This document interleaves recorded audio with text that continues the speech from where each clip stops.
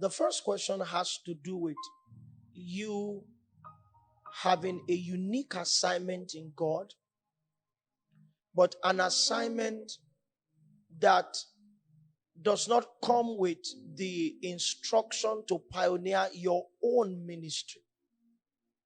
How do you manage fulfilling your assignment in another man's ministry?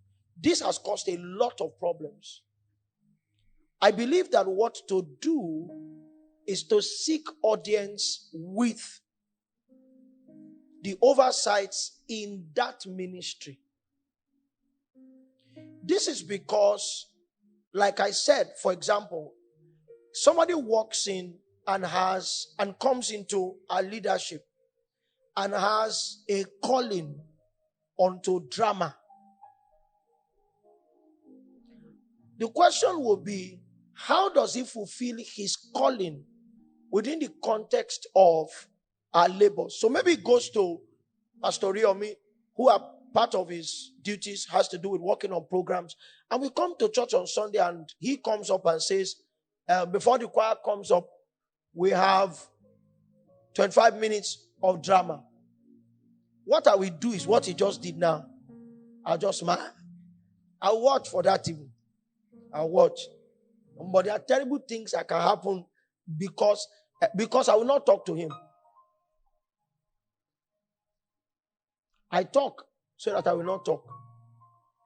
But if he does something like that, I will not even talk to him at all. I can ask him, when is the next drama? Because I will be positioning him against God. That somebody has decided to bring something that you didn't tell us to do into the house. My hand is not there. Like Pilate, I can even bring water and wash my hand and say it's between you, Oriomi, and that person.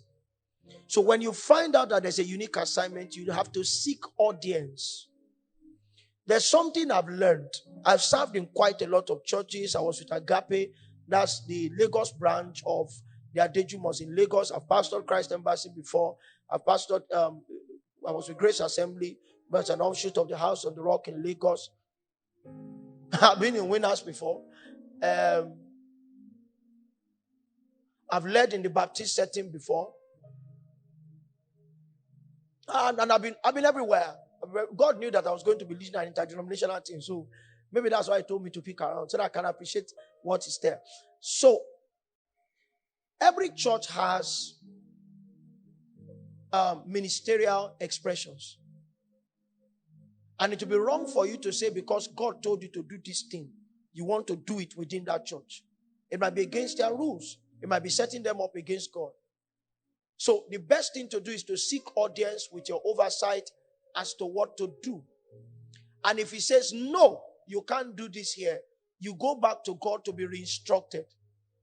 Either to hold back, or if the Lord says it's time, let him instruct you to move on. You are not permitted to leave, especially if God brought you into that place because your ideas are not heard. Now, you can be kicked out. To say, okay, that idea even crossed your heart. You will not be here again.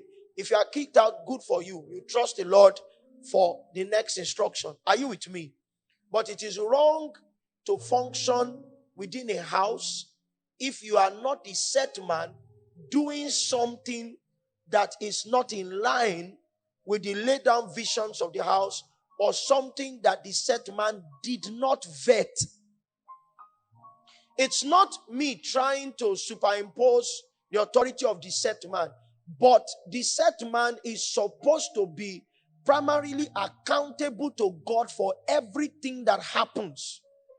And so if warfare breaks out because you are doing your thing in the mandate of another person, many times it's a wisdom issue. Is somebody with me?